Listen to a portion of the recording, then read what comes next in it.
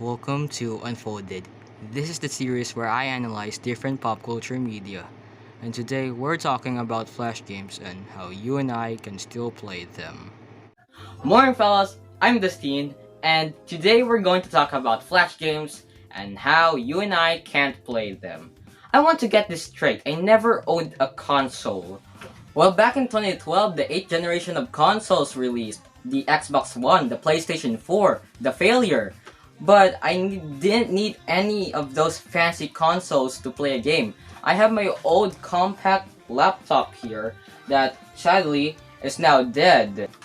I used to make videos out of this laptop in 2020, out of Windows Movie Maker. Hear that? It's the new year, and instead of celebrating joyfully, welcoming the new year of awesome opportunities, I'm stuck spending what little time I have left mourning the Flash games of my childhood. Every kid born in the early 2000s has probably played a Flash game, aka free web browser games. Everyone probably has his or own personal website. Maybe one of the popular ones like Newgrounds or Miniclip, all that good stuff. But mine was Friv, easily the most blandest website design I have ever seen. It was just a bunch of squares. But Dustine, I hear ask, there is a new update with a new version of the website design, and it looks horrible. Every weekend from my elementary days when I'm allowed to use my laptop, I go and play Flash games non-stop. These games didn't save sometimes, so I had to finish it in one session. And boy, I can't do that. Chase is a point-and-click adventure game about a platypus trying to solve a water outage. Easily the hardest puzzle game I have ever played, but never solved. I was always uneasy playing the game alone because of how, alone I felt. It was just this platypus traversing to possibly abandoned water mechanisms, and I couldn't help but feel watched. Electric Man 2 is a fun game as a Stickman, fighting a bunch of other Stickmen in a tournament. You can strategically use your wide array of epic moves, or use my style where you just spam D while running and yeet all of your enemies. Fun game. Fireboy and Water Girl is a 2-player game. I say 2-player, but there's an abundance of people who play this alone. It's a puzzle/platforming co-op kind of game with a lot of different installments. This game taught a lot of people that your true best friend is yourself. CoOp really shows the peak of human bipedalism. What is this game? This really demonstrates how hard it is to walk. Literally not that hard. Really unique concept for a game, but it kinda doesn't work because you'll just end up walking like this most of the time. Henry Stickman is another one of those point-and-click adventure games that were pretty popular in the Flash game era. Probably one of the most memorable Flash games out there. It has a simple premise. It follows Henry Stickman using his wide array of gadgets to aid him in his adventures. Whether that be escaping prison, stealing a diamond, or infiltrating an airship, it's always fun to go back and find other endings or the multiple hilarious fails. Imagine a Telltale game but without the fancy graphics.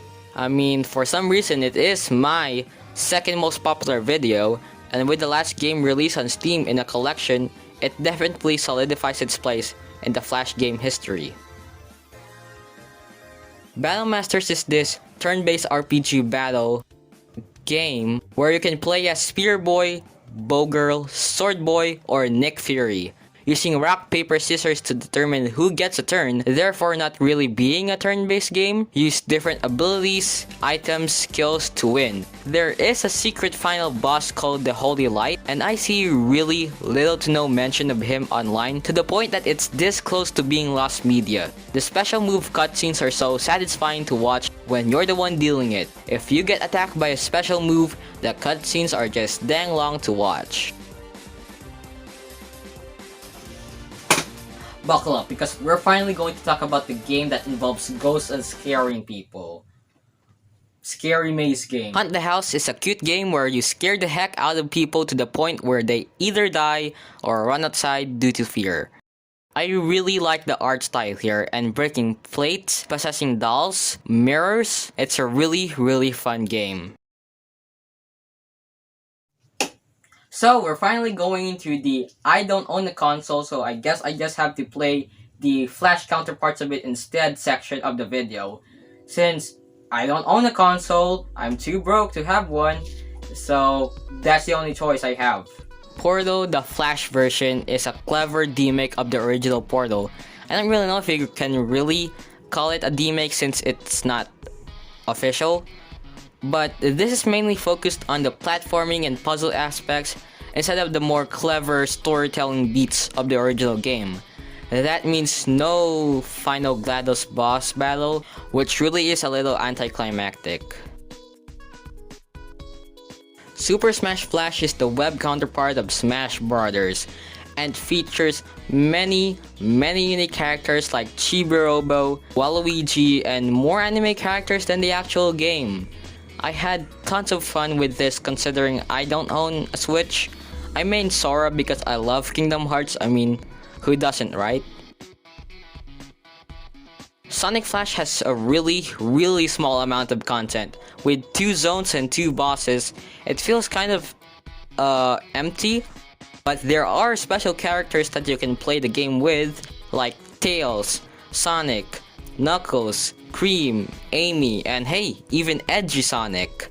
But the game is good, it just feels a little rough sometimes with slopes, platforms, and loops being a bit too glitchy frequently. Finally, we have Super Mario Flash. It may seem like a normal Mario Flash game, built with the sprites of the Super Mario All-Stars remake of Super Mario Bros. 1, but this is my favorite Flash game, and I think you all know why. There's a level maker in it. This is the peak of Flash games. So many options to choose from. I spent hours making my own levels. It's easy to see why I wasn't that amazed when Super Mario Maker was announced, since I can already do it online.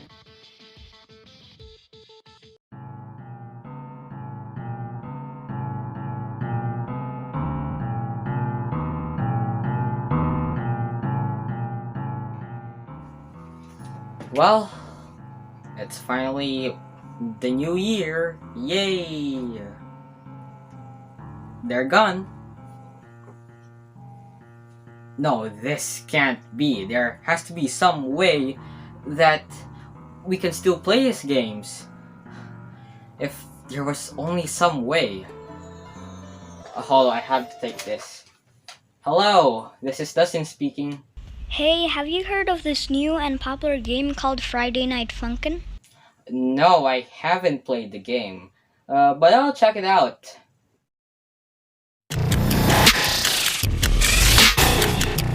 This is Friday Night Funkin', a rhythm game similar to DDR where you play as the boyfriend trying to defeat a lot of antagonists.